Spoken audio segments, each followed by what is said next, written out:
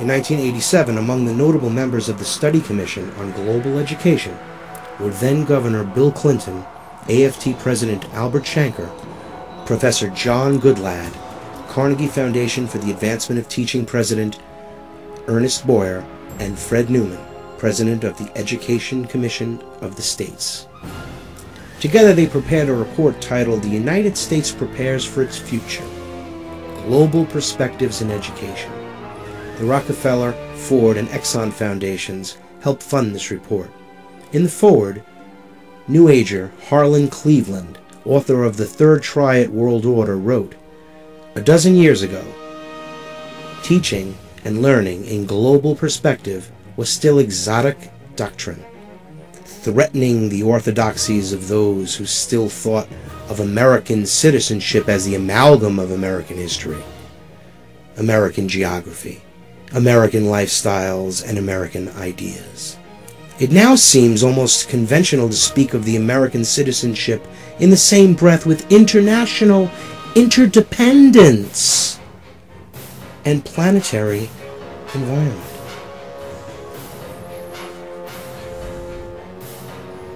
We've been talking about the New World Order, a secret organization that has flourished for over 500 years, whose goal is complete control. We've discussed the psychology of the elite and their goal for global domination, their love of eugenics and science and banking. We discussed games such as Risk, where the people are the pieces, not plastic, and population reduction is a reality, not a myth. We've discussed the funding of terrorism,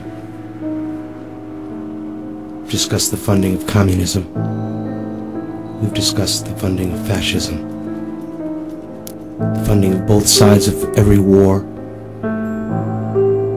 in the last 100 years. The evil still continues. In March 1915, J.P. Morgan interests and the steel shipbuilding and powder interests and their subsidiary organizations got together 12 men high up in the newspaper world and employed them to select the most influential newspapers in the United States, and sufficient number of them to control generally the policy of the daily press. They found that it was only necessary to purchase the control of 25 of the greatest papers. In 1917, U.S. Congressman Oscar Callaway stated, "An agreement was reached. The policy of the papers was bought to be paid for by the month. An editor was furnished for each paper to properly supervise and edit information regarding the questions of preparedness, militarism, financial policies, and other things of national and international nature considered vital to the interests of the purchasers." The corporate media has been controlled since 1915. The world is governed by very different personages from what is imagined by those who are not behind the scenes. Benjamin Disraeli, first Prime Minister of England, in a novel he published in 1844 called Coningsby, The New Generation.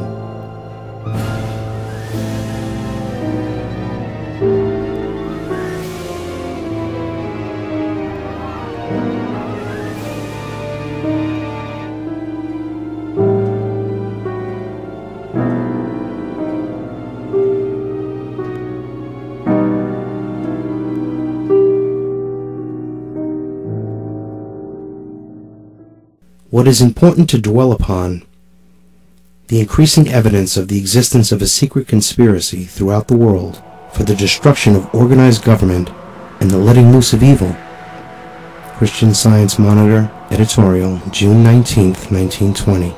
Protectionism was always looked down upon by the global elitists of the New World Order. But think about it. If we had protected our borders, if We had stopped the importing of cheap goods produced by slave labor.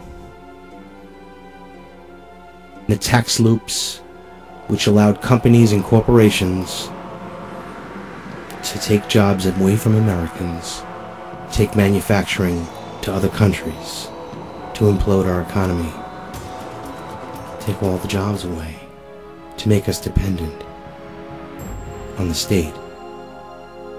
Well, that is the New World Order's intention. To take away our rights, to take away our property, tearing us down little by little, brick by brick. We are the most powerful country on earth, and they are tearing us down because in the New World Order, no country can stand tall above the rest. No country can be allowed to have the power to prosper. We all must become slaves to their design or resist.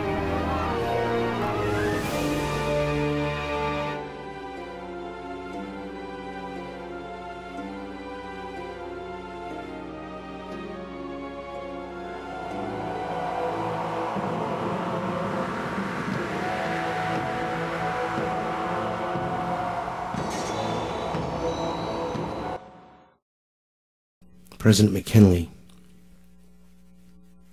was murdered. A protectionist, he believed America should sustain itself on its own production.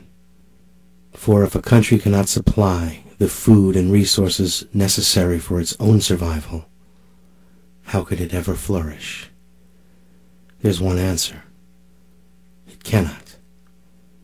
It will ultimately die and be dependent upon.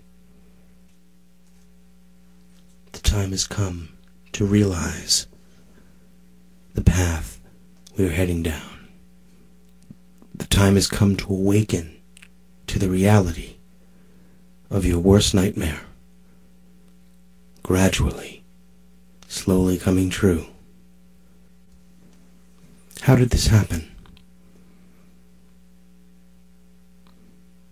The beginning of the end was the end of corporate citizenship. In the early 20th century, the Rockefeller family were subjected to tremendous tax burdens. Due to these tax burdens, they petitioned the government to eliminate the corporate citizenship rule. Up until this time, corporations had charters of 10 years, and they must prove that their business practice was in the public good.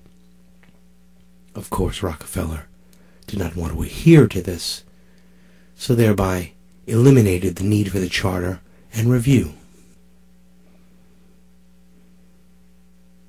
Corruption ensued.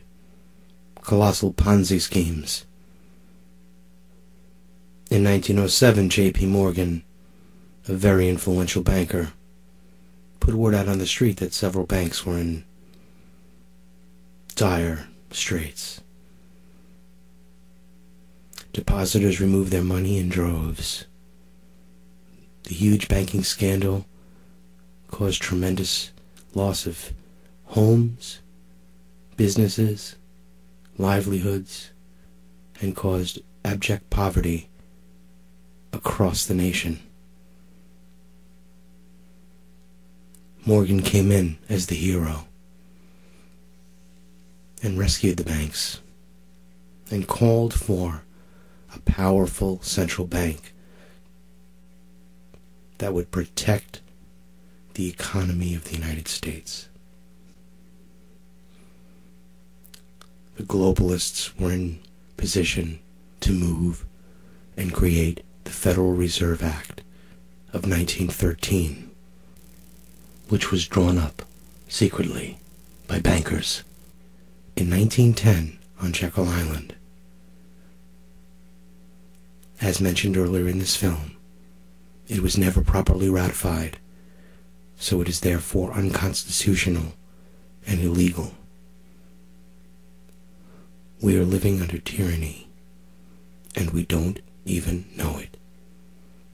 We must wake up and realize who is holding the strings and not pay attention to the puppets or what they preach. In 1954, the Bilderberg Group met for the first time. It is a committee of 39 persons who cannot be elected. They are the inner core of the group, the decision makers. Their task will be to transfer the ideas to the invited persons on an annual basis. The annual members are different every year, like the location of the meetings, and personally invited by the steering committee. The real purpose of the meetings is to speed up the execution of the aims for the New World Order, One World Government. On January 6, 2009, Henry Kissinger, a member of the Bilderberg Group, the Council on Foreign Relations, and the Trilateral Commission, told CNBC that he believes the current world economic crisis is a great opportunity for President-elect Obama to help create a new world order. What do you think the most important thing is for Barack Obama? Kissinger was asked. If you had to say this is going to be the country or the conflict or the place that will define the Obama administration, what would it be? Kissinger replied, the president-elect is coming into office at a moment when there are upheavals in many parts of the world simultaneously. You have India, Pakistan, you have a jihadist movement, but, Kissinger continued, he can give new impetus to American foreign policy, partly because of the ascension of him is so extraordinary and admirable. Sure, he's the only candidate in history who actually campaigned for president in a foreign country. This is a man I voted for. This is a man I had faith in, who betrayed me and betrayed our country. What candidate for President of the United States goes to Berlin to get American votes? Better yet, what president's wife would go to Spain during an economic crisis and tell the people to let them eat cake, while Obama and his Bush bankster buddies bankrupt us again? It's business as usual. Raid the economy. Implode it, because that's part of the plan.